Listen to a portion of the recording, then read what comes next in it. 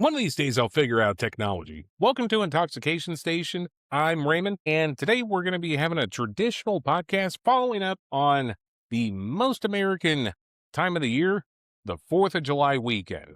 Now, if you're watching this on a Monday, chances are you're probably hurting a little bit, as you should. The nation doesn't turn 250 years old every year, and I'm glad that was part of it. Granted, I wasn't partying only because of what I do for my day job, being a rideshare driver. And I was making sure that for those that were Star Spangled Hammered, that they were getting around nice and safe. And for that, I do appreciate you guys.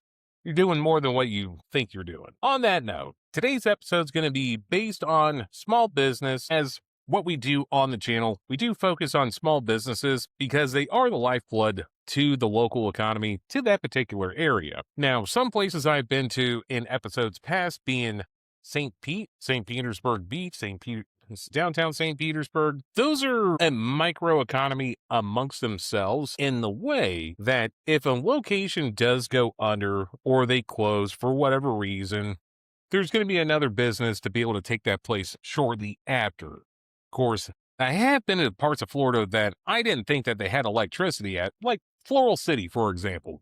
Floral City is such a beautiful part of Florida, but there's only so much out in Floral City.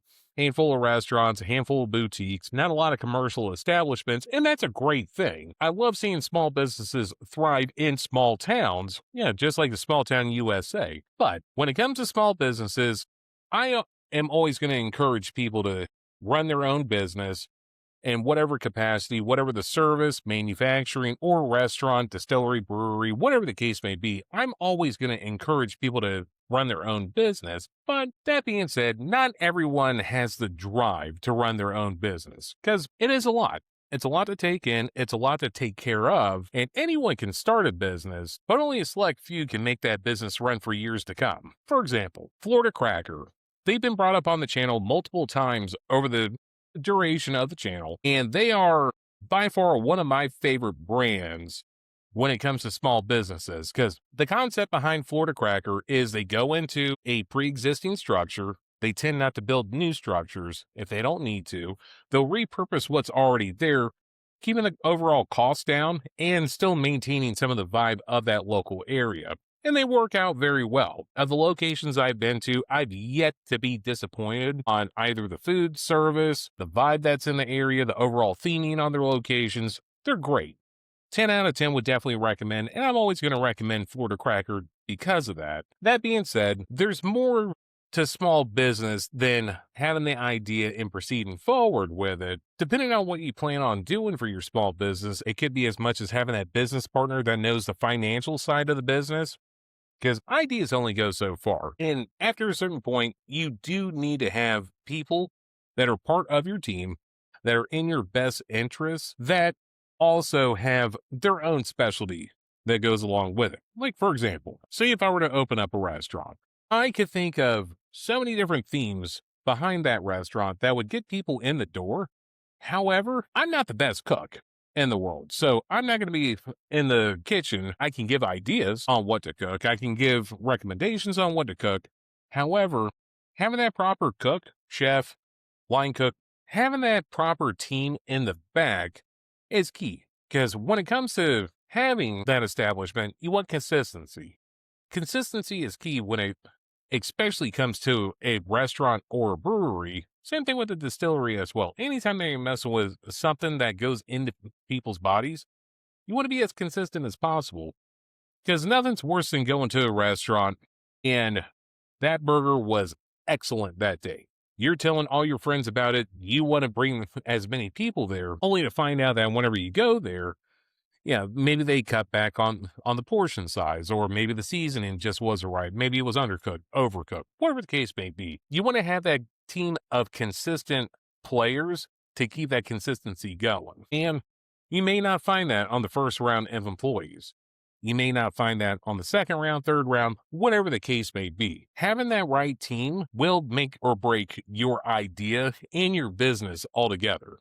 Because unfortunately, there are people there, they're just for the paycheck. They do their job and they leave. Not saying that there's anything wrong with that, but it does reflect in the overall service that you provide for the people. Most big chain restaurants can get away with that because a lot of the prep work is done before they even make it to the kitchen, Cisco. And because of that, there's no creativity that goes into the cooking or reheating of the food, if you will. But when it comes to small business, you are effectively putting your name out there for all to see, all to bear witness on your idea on what should be there, what you think is so good that people are going to give you money just so they can try what your taste buds are or what your idea is. Maybe you have that one cocktail that no one else has in town and you think it's the best. But if the bartender can't make it again and again consistently, then what's the point? It is a rough one.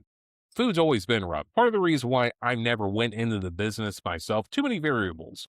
But I don't like to think of myself as a critic. I just like to think of myself as a small business promoter to bring people to these locations that are, well, entertaining, nice, delightful atmosphere, great menu, and all around a great location to go to, wherever the case may be, whether it be on the beach, on the riverbank, on a body of water, in a nice downtown setting, in a small downtown setting. There are a lot of variables that go into the places that I review, and I try to keep it as neutral and well balanced as possible. That being said, you may have noticed on the channel that I haven't done any bad reviews of places, mainly because that's not what I'm in the business for. Even though I come out of pocket for each one of the reviews that I do, if I do go to a place and I don't think it's the best, I'm not going to throw mud on someone's name just because I wasn't impressed with it. Because obviously there's other people that go there. There's a reason why they've been in business for as long as they have been. And what's my opinion at the end of the day? So I'm not going to trash someone's name establishment just so I can get more consistent content on here. I would much rather step back, look at it from the eyes of maybe they were having a bad day. Maybe the truck didn't come in for the right supplies. Maybe the server had a bad day. Cooks may be a little short-handed in the back, whatever the case may be. I'm not going to rip on a business because ultimately I'm trying to help those that are making it. And especially in this economy, I'm not going to bring down a small business. And it's just not in me for that. I may not go back, but I'm not going to, that's not me. That does bring up a good point with a new law that passed on July 1st of 2026. That law being that all establishments have to show all fees, gratuity, whatever the case may be. They have to show that once you walk into the establishment, and it has to be placed on the menu, and it has to be in a font big enough to where everyone can read it before they even make that order. Has happened before on the channel where I have a budget on what I plan on spending once I get to the establishment. All right, cool. Not a big deal. I go in there, I look over the menu, I see, all right, what I'm ordering is going to equate to about $25 before tip. Great. Here in the United States, we typically don't include the tax into the pricing, so tack on anywhere between 6.5% upwards to 8%, depending on which county that I'm in, and then boom, I'm going to have my approximate number, say $30, only to find out whenever the bill comes, it's $45 because of added surcharges, fees, gratuity, wherever the case may be. And I get it. It's not cheap to run a restaurant by any means. If it was, everybody would be doing it. But with food costs being so high and most restaurants running on such a razor thin profit margin to begin with, they do have to compensate that somewhere. And they're not in the business of giving away stuff. They're in the business to make money, as any business should. If you don't think that tracks, try looking at doing a 501(c) restaurant and see how far that goes. Anyways, I digress. I think it's a good thing that the state of Florida stepped in on that to make it as transparent as possible for these restaurants, because a lot of times people won't go to a restaurant because it's too expensive. I, for one, am one of those people because I have a budget. We all have budgets. Granted, there may be a special occasion where you may, ball out a little bit, if you will. But if you're going out on a consistent manner, being once a week, possibly twice a week to different places throughout the state of Florida, the last thing that you want to do is go over budget. That's going to hinder the next place that you go to, or going to make you want to step back to, yeah, something like McDonald's or whatever the case may be. If you're in an area, you want to make it as fun as possible, but you want to stay within that budget as much as possible too. So I think it's a great thing that the state of Florida stepped in on that one. And it did take effect this July 1st. So even though I haven't reviewed any places yet for this month, I would like to see how that changes the overall atmosphere moving forward onto the channel. Now, with that, I am going to be attending the Battle Bros Chicken Wing and Beer Contest over in Daytona, Florida on July 25th of this month. And I'm super excited about it. Still need to get the ticket. By the time you see this come out, I'll make sure that it's taken care of. But I'm super excited to go. It was a fun time last time. Battle Bros did sponsor the team to go out there last time, and it was a great time, so much so that I'm not even going to reach out to them. I'm going to pay with my own money and check out the place. More importantly, I do want to meet up with Nelson from AKA Fresh Fruit Productions. He got third place last year. I think he personally got cheated a little bit on that one, so hopefully he can make up for it this year and outshine the competition and aim for that first place, what he should have deserved last time. But aside from that, it was a fun time last time around. Do plan on going out there, and I encourage you all to join me out there as well, too. I'll have a link down below to Battle Bros events, and I'll try to get the specific event at hand. Last year was held at the Tanger Outlets. I believe it's held at the Tanger Outlets again in Daytona, right across the street from Buc-ee's. Can't go wrong with the place. I do encourage that you all take rideshare out there, just because parking was a bit of a nightmare last time.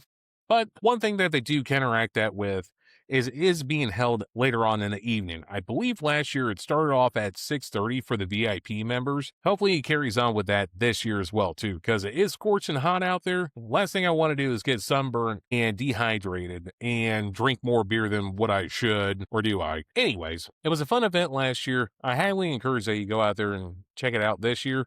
If not, they have a full roster of all the places that they go to between Georgia and Florida, whether it be a food truck battle, whether it be a pickle event, tons and tons of stuff. Last year, they did have quite a few activities to do there. They had live music going. It was a great time. 10 out of 10 would definitely recommend, and they're not paying me this year.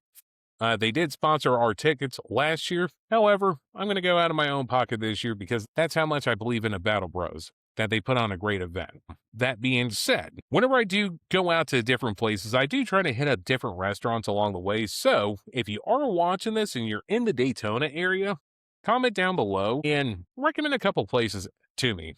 When we were out there last year, we did head up quite a few places. We started off in St. Augustine early that morning before the event, and we did the St. Augustine Distillery. Such a beautiful place. 10 out of 10 would recommend that. We did a barbecue place that was odd, to say the least, but yeah, I'm not going to talk bad about the place. I've just never seen a barbecue place with a pool, brewery, separate bar. It was weird, but it totally Florida in a nutshell. And by far one of my favorite things in the state of Florida, a Publix Pours location where they have a beer and wine bar inside the actual grocery store itself. Such a fun time.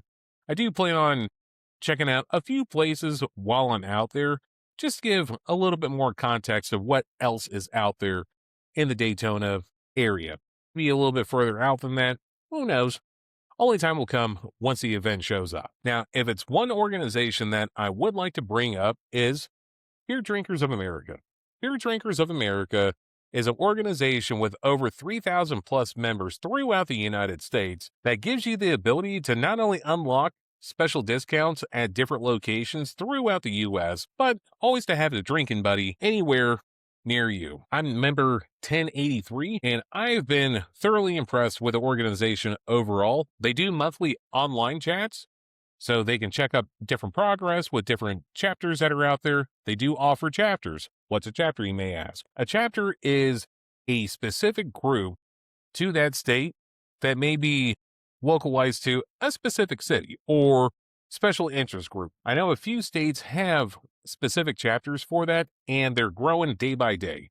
And hopefully I can get the Florida chapter up and going and be able to provide more content as far as that goes. But with that, moving forward, one thing I would like to focus on is the sheer cost it takes to run this channel. Part of the reason why I'm doing a more traditional format is, well, restaurants are expensive. I may have mentioned that once or twice in episodes past. So I have to be mindful of my own personal expenses before I go out and do any reviews. As much as it does pain me to sit in front of the camera, and unfortunately, you guys have to look at this mug. It is something that I have to do to, well, maintain the channel. And it does give me the time to be able to focus on things that I think are interesting, not just see where a great place is for conch fritters or anything of that nature. So I do appreciate your viewership. I do appreciate the support that you give us. Please consider checking out the social media pages. I have been doing my best to post at least one video per day on all platforms, being Facebook, Instagram, and TikTok. And if it's something that's entertaining for you, I'm glad that I could put a smile on your face. And with that, I'm Raymond, you're under the influencer at Intoxication Station, and I'll catch you on the next one.